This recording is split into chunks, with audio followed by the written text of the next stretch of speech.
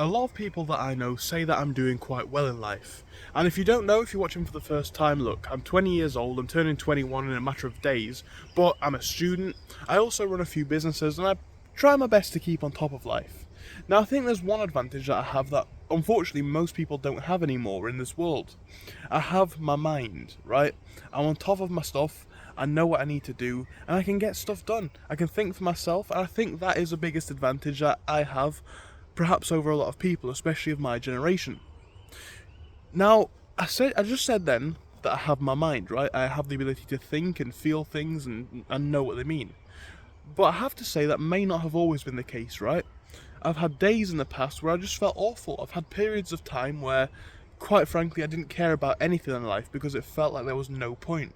I'm not going to act like it was all perfect, right? I'm not saying it was terrible, because misery and upset and bad times are a relative term. One person's bad times might be the next person's dream, but if it feels bad for you, it is then relatively bad. So I know how it feels to have no motivation, to be trapped, to feel awful and just not want to continue, right? I know how that feels.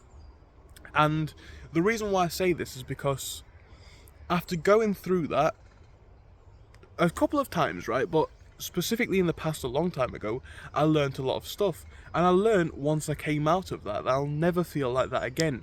I've had times where I've been equally, perhaps even more down on my luck, right? We all have bad things in the world that happen to us. Maybe we lose that job, maybe we lose that business, maybe we lose that goal, whatever. We have different things that happen that we see as bad.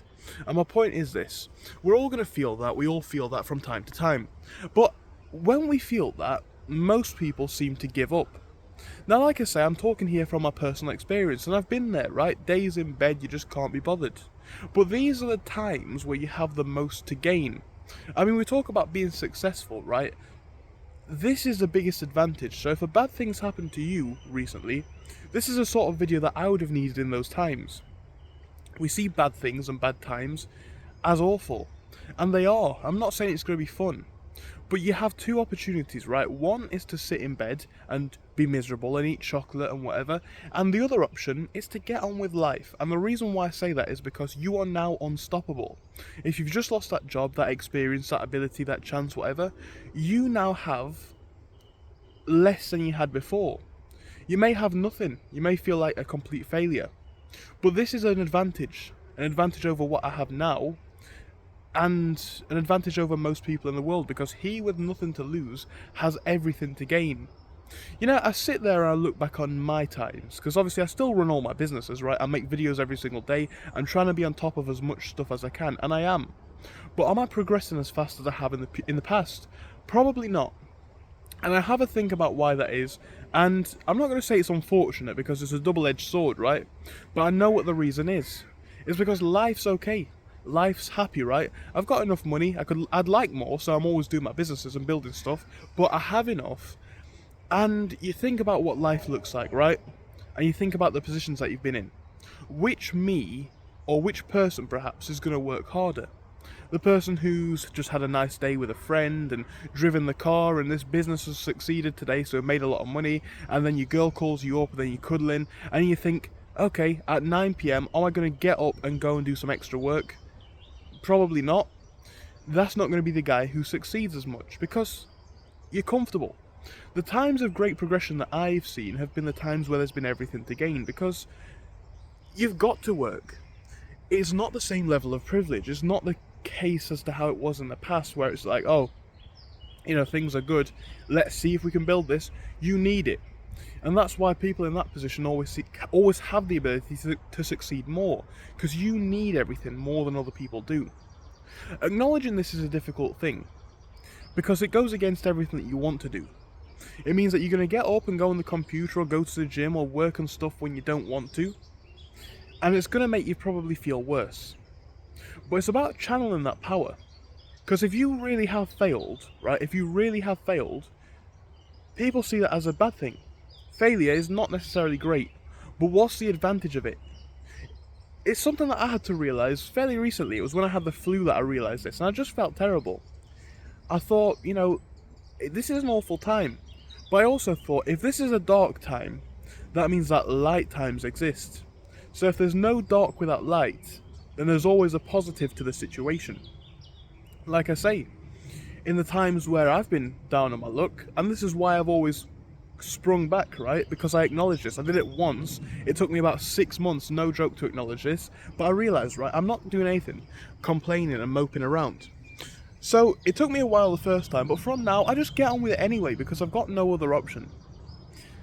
What am I trying to say here? I'm trying to say this. Most people in life are comfortable.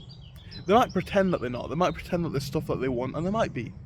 But they must be comfortable, right? Or else they'd be working 10 times harder. And if you have a think back, when was your most productive time?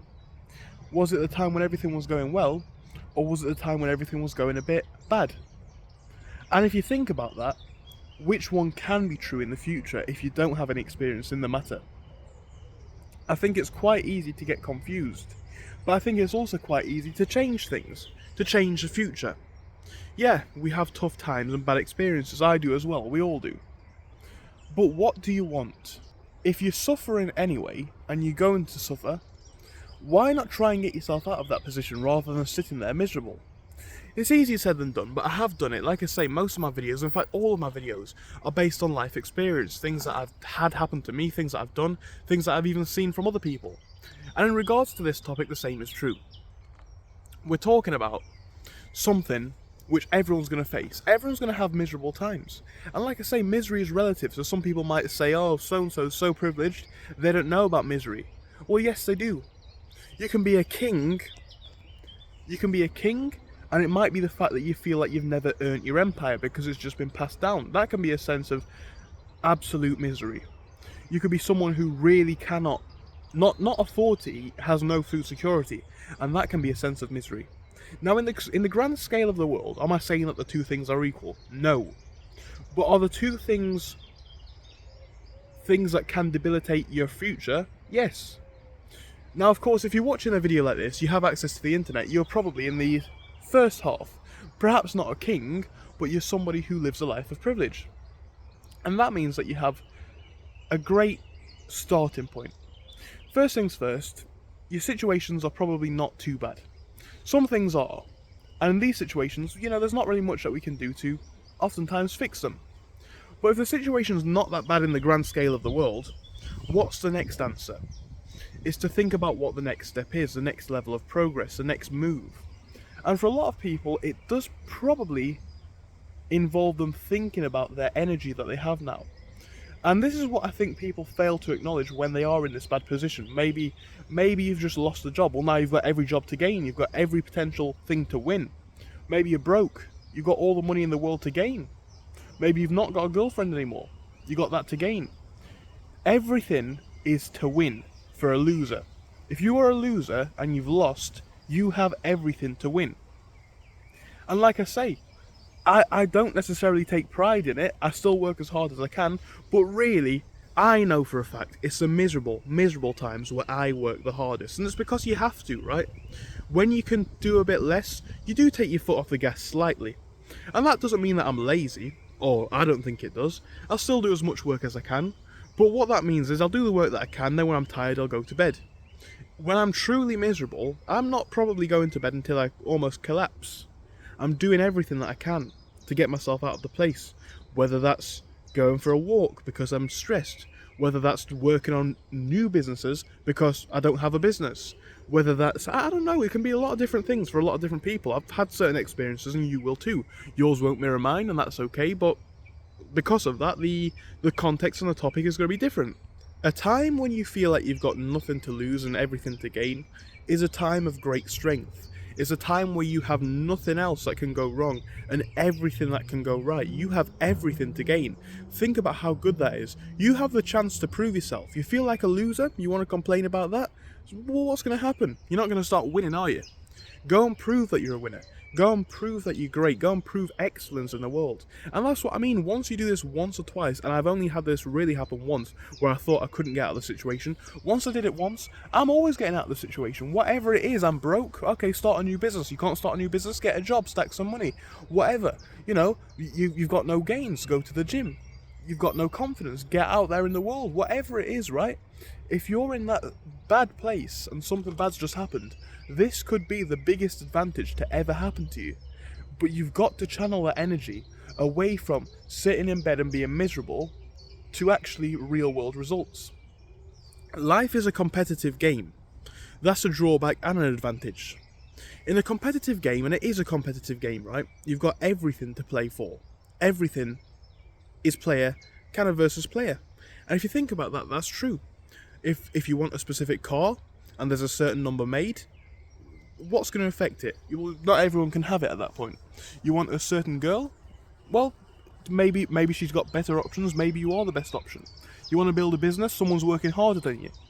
So if it's like that anyway, you are now the best player possibly, or you can be, because you can work extra hours. You're angry. You're upset. You're miserable.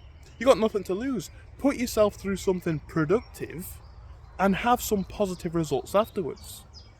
So we can sit here and say, you know, bad times, it's miserable, it's sad. It is, right? I'm not going to lie, it is.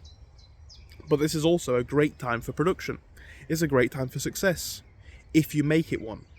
So how are you going to prove yourself in bad times? How are you going to improve your life in these times? That's not really for me to say, is it? But it's just an interesting thought, right? Because people do not channel the energy. And like I say, for me it's true, the times where I've achieved the most, worked the hardest, had the biggest results, is not the happy times necessarily. I can still have good results, but that's really compounding interest and compounding results from the bad times. The bad times is where you get stuff moving, it's where success comes from, or it can be, if you channel the energy correctly. Thank you for watching this video, and I hope I'll see you soon. Goodbye.